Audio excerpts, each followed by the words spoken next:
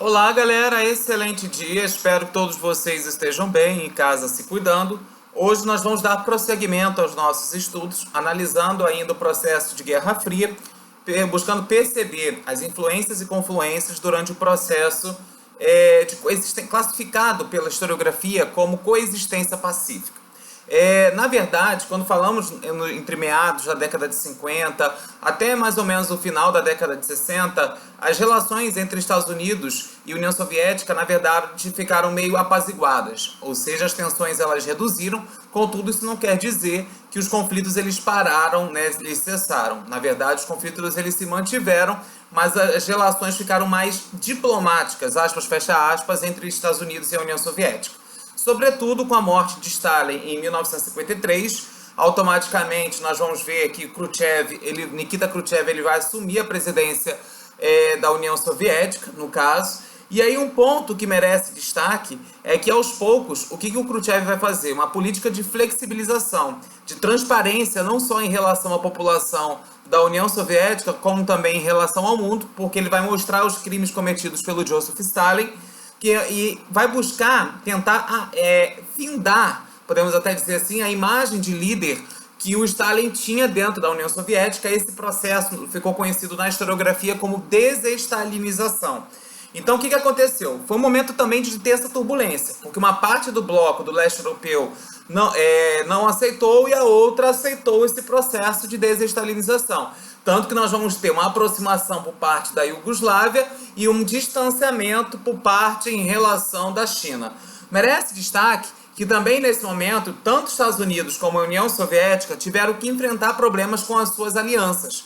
Porque os Estados Unidos, que percebe que entre a década de 55 até 1968, as relações, sobretudo dentro da América Latina, elas estavam muito conturbadas, porque os países daqui começavam a adotar as famosas PEIs, ou seja, as políticas externas independentes, começando a estabelecer alianças com países diferentes, no caso dos Estados Unidos. Isso representou uma ameaça, porque poderia representar, na verdade, uma expansão do modelo comunista dentro da América Latina, tendo em vista o êxito do processo revolucionário em Cuba, que nós já vamos discutir. Só que também a União Soviética ela passava por esse processo de crise, de tensões nas suas relações, nas suas alianças. Sobretudo porque países aceitavam e reconheciam o governo de Khrushchev e suas medidas de desestalinização, e outros países não aceitavam, somente reconheciam a figura de Stalin mesmo após a sua morte, e não aceitavam a abertura da União Soviética, do seu bloco, porque isso poderia representar uma abertura à adesão ao sistema capitalista no interior das estruturas econômicas desses países. Vale destacar que no final da década de 50, e especificamente em 1959, Cuba irá passar por um processo revolucionário. Contudo, temos que entender os seus antecedentes. Tudo começa quando Cuba consegue a sua independência em relação à Espanha, recebendo o apoio por parte dos Estados Unidos. Logo, a partir disso, existe uma relação de dependência em relação a Cuba e aos governos norte-americanos. Na verdade, em 1952, o general Fulgêncio Batista ele vai dar um golpe de Estado e automaticamente, conclamando-se presidente, ele irá representar os interesses políticos e econômicos no interior da ilha cubana. Vale destacar que nesse momento nós vamos ter o famoso MNR, Movimento Nacional Revolucionário, que era governado e liderado pelo Fidel Castro e seu irmão Raul Castro, no caso, pensando a perspectiva da presidência da República, da presidência de Cuba, ex-presidente de Cuba, Fidel, que vai durar muitos anos, isso é importante destacar, e a partir disso vão conclamá-lo como ditador, né, até por conta de outras estruturas. E aí, qual era a proposta do MNR? O MNR ele tinha a intenção, na verdade, de roubar as armas e distribuir para a população, né, e lutar, a partir das vielas revolucionárias e das táticas de guerrilha, contra o governo de Fulgêncio Batista e a dependência econômica e política em relação ao governo estadunidense. Na verdade, nós vamos perceber que o movimento será reprimido, muitos serão assassinados pelas tropas de Fulgêncio Batista, e os irmãos Castro, especificamente Fidel, irá fugir para o México, onde ali ele tem contato com o médico Ernesto Che Guevara, e começam, a partir da influência da ideologia de Karl Marx, proposta na obra O Capital e o dossiê do Manifesto Comunista, a buscar qual é o caminho que Cuba vai ter para se chegar à revolução e derrubar o governo de Fulgêncio Batista.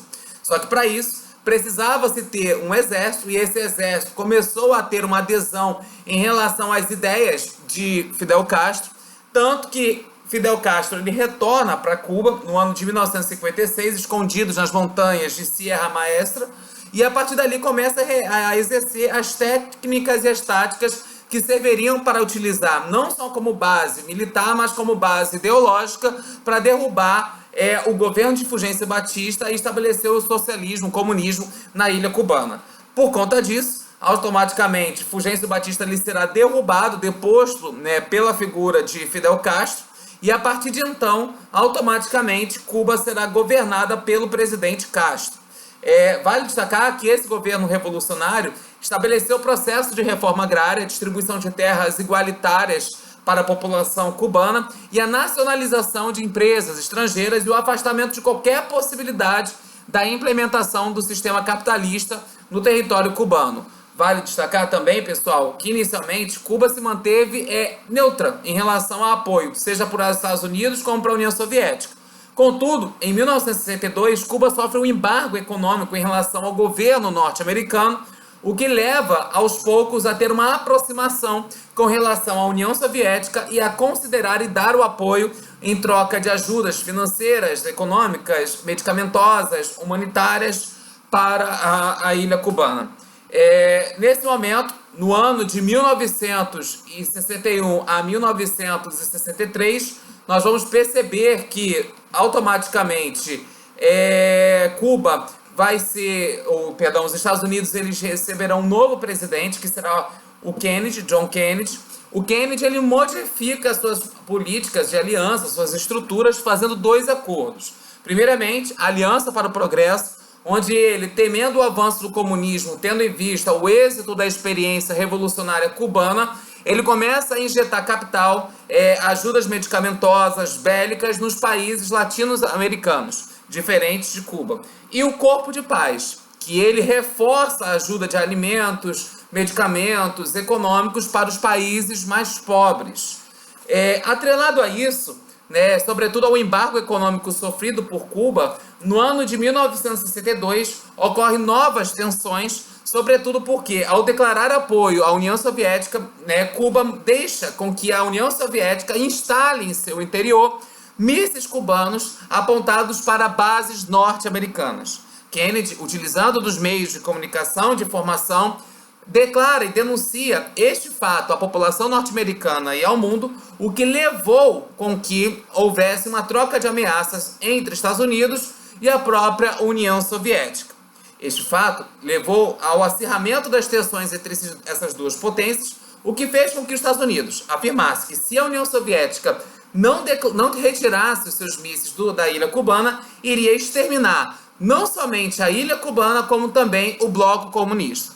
Temendo uma nova terceira guerra mundial, a União Soviética retira os seus mísseis da ilha cubana e tenta apaziguar, a partir da diplomacia, as relações que se tornaram conflituosas com os Estados Unidos. Tá ok, pessoal? Grande abraço!